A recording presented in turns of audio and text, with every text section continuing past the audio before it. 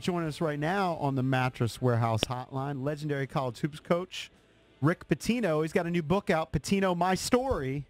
He takes you through the biggest recruiting scandal in NCAA history and his 40 years of coaching basketball. Good morning, Coach. Coach. Good morning. Good morning. Yeah, How's everything? Hey, we're doing well. Thanks for doing the show. You know, I noticed that in the book, some of the excerpts that we read when it first you were first promoting it, you talked about probably being done coaching. And now you're doing interviews and saying, yeah, you're definitely done.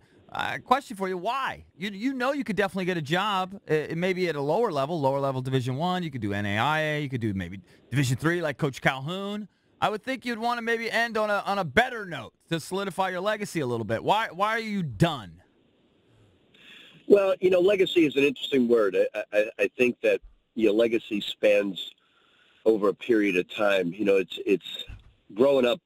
Three of my idols growing up were Joe Paterno, Vince Lombardi, and John Wooden. Those are the three people I admired most. Well, if you look at Joe Paterno, you remember the ending and so on. But if you really study his legacy, Joe Paterno was a lot more than that. John Wooden, you know, a book comes out and says, well, Sam Gilbert got him all the players, and he did this and that. And the man I knew had nothing to do about Sam Gilbert. I didn't think of him that way. So the legacy, I'm not going to let some misfortunes. And the things that happened were, I would, in any way, I say that in the book, doesn't mean that I wasn't the head coach. I'm disappointed because I've mentored 30 assistant coaches the right way and have gone on to do great things in the game. But I know it's my time to get out. It's not that I don't love coaching. I eat, sleep, and drink the game all the time. I just got to be involved with the game in a different capacity. Coach, when these things, you say misfortunes, the allegations, whatever, you know, came about with your program, a lot of people were saying, well, how could a head coach not know what's going on in his program? You may not have known every detail, but you know, in a general sense, how could you not know? What do you say to those people? Well, I go in great detail in the book. I mean, the most obvious thing is if a player or a graduate assistant was doing the wrong thing in a dormitory, the last person that's going to know is me. They're going to do everything humanly possible, from the players involved to the person involved to the people involved, to keep that away from me. They knew right away that they would all be off the team. They would all be fired. So I would be the last person. It's quite obvious. And the other thing is, as I say in the book, the dormitory is named after my brother-in-law, my best friend in life, who I lost in 9/11.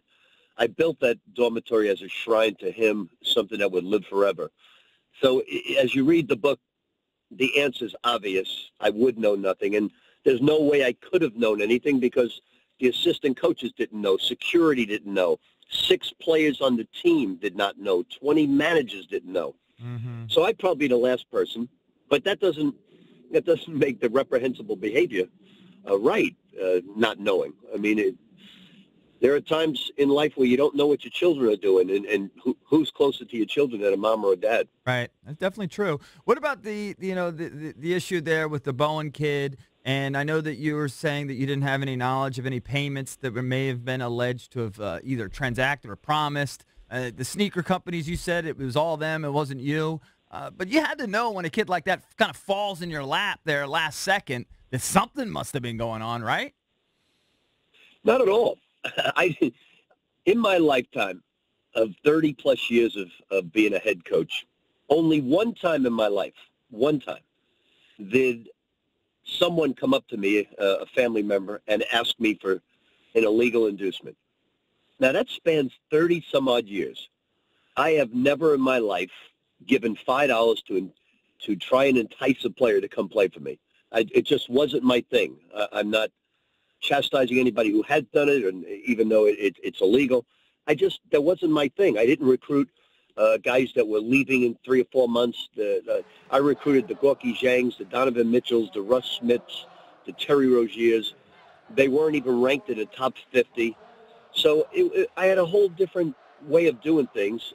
Doesn't make it right, doesn't make it wrong. But I never gave an illegal inducement to a player and never thought about that.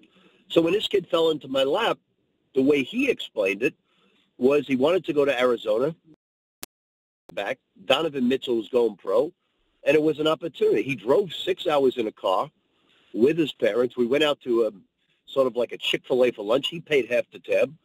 So there wasn't anything that made me think there was anything wrong. And I've been with Adidas for 16, 17 years, and they haven't lifted a finger to help me. So why would I ever think they were going to do something like that? And to be very honest with you, Yeah. he's a very good basketball player, but he's not Donovan Mitchell. Right. So even though he was a highly ranked basketball player, I wasn't sure how good he was. I've seen him play one time. And although he had a nice reputation, as you see, he wasn't drafted in the first or second round coming out of high school. Now, I do think he's a terrific young man who did not know about what was going on. Now, I don't have any proof of that, but I don't think his mom knew, and I don't believe he knew. And I think he will become a very good basketball player in time. He's got good size. He's 6'8", handles the ball, shoots the ball, and I wish him nothing but the best.